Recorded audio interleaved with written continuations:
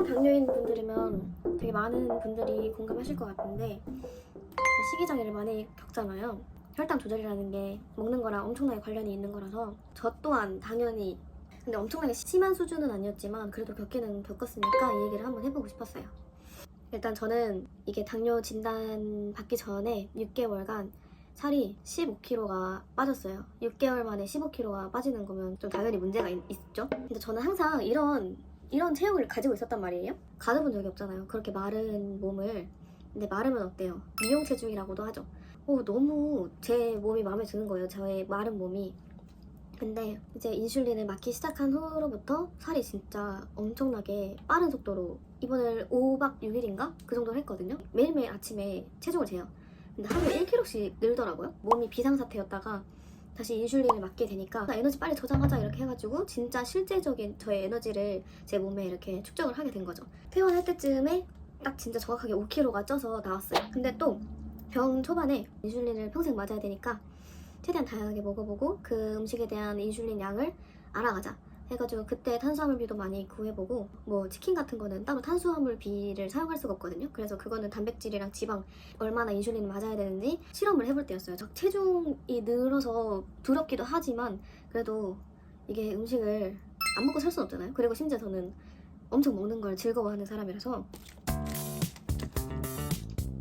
뚱뚱하지도 않아요 지금 저도. 아무튼 그렇게 되게 기하급수적으로 살이 찌니까 마른 몸은 점점 없어졌죠.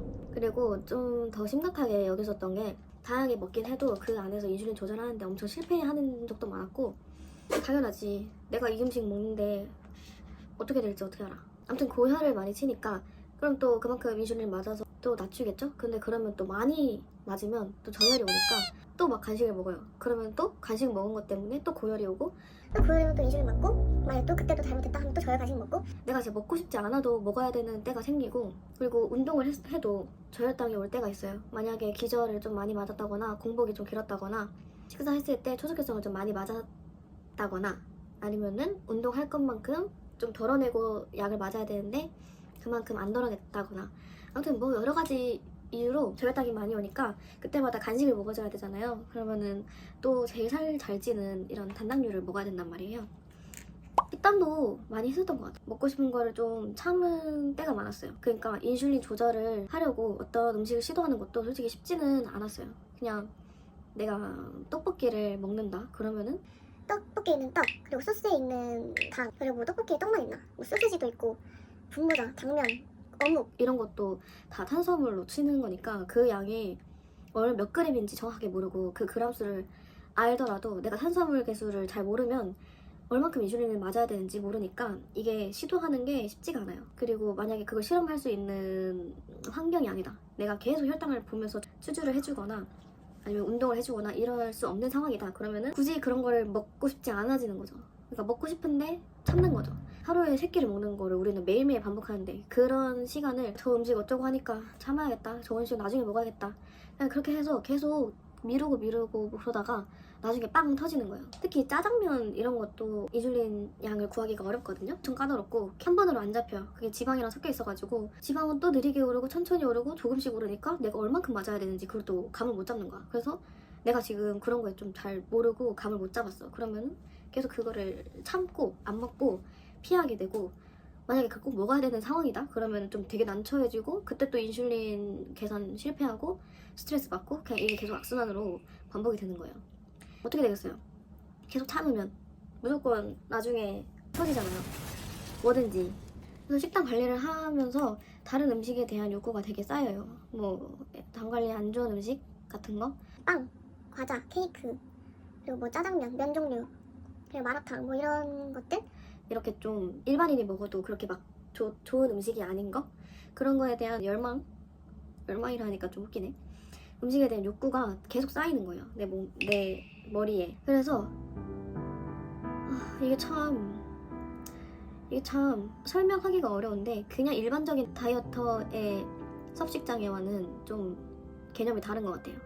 병이 있으니까 그 병을 관리하기 위해서는 식단에 대한 거를 많이 생각해야 되니까 처음에는 저는 탄수화물을 거부했어요. 탄수화물은 좀 팍 튀고 혈당이 그거를 커버할 수 있는 주사를 넣어도 무조건 스파이크가 뜨는 상황이 발생하더라고요. 그래서 내가 탄수 개수대로 다 맞았는데 이게 무조건 튀니까 되게 내 노력이 허무해지는 느낌이라서 근데 너무 안 먹는다 이러면 또 너무 느리게 먹는다고 저혈당이 와요. 사실 탄수 거부는 아니고 밥이랑 면을 안 먹었어요. 그 외에는 다 먹었어요. 밥을 안 먹고 반찬만 먹고 저는 빵을 진짜 좋아하거든요. 그래서 대신 빵 먹는다 라는 주의였어요. 근데 그게 또 건강한 빵은 또 아니야. 그냥 진짜 버터리한 빵, 케이크, 쿠키 또 뭐 있냐. 내가 무조건 탄수를 먹어야 되는데 밥을 먹을 바에는 빵을 먹자. 그래서 나의 정신건강을 채우자. 이런 식이었거든요. 근데 그렇게 하니까 또 문제점이 생기더라고요. 빵은 또 엄청 달고 자극적이잖아요. 그러니까 내가 더 먹고 싶은 거야. 그리고 저는 좀 자제할 줄을 몰라요. 맛있으면 계속 먹는 스타일? 배불러도 먹는 스타일? 탄수화물이 몇 그램 들어있는지 정확히 잘 몰라요. 밥은 그램수 이렇게 재보면 다 알 수 있는데 빵은 거기 안에 뭐가 들어있는지 솔직히 잘 모르잖아요. 영양성분표가 거의 없으니까. 그래서 그런 거를 먹으니까 오히려 더 혈당 조절이 안 되고 그리고 그거는 버터랑 또 많이 섞여 있으니까 또 계속 올라가는 스타일이어서 계속 추가 주사를 놔줘야 되는 상황이더라고요. 그리고 그럼 내가 빵을 안 먹겠다. 그러면 단백질만 먹겠다. 그러면 만약에 식판 하나에 밥이랑 단백질이랑 뭐 식이섬유 이런 거 있으면 균형이 잡혀 있잖아요. 밥 얼만큼, 단백질 얼만큼 하니까 포만감도 느껴지고 그리고 균형 잡힌 식사니까 이게 혈당도 괜찮아요. 그거 스파이크 싫다고 단백질만 먹으니까 단백질을 많이 먹게 되더라고요. 근데 단백질을 많이 먹으면 또 문제점. 또 식후 혈당이 안 잡혀요. 계속 질질 끌리면서 계속 올라요. 이게 단백질은 좀 천천히 오르고 길게 오르는 스타일이라고 했잖아요. 그냥 균형 잡힌 식사를 할 때보다 단백질만 먹었을 때 더 혈당 조절이 안 되는 게 있더라고요.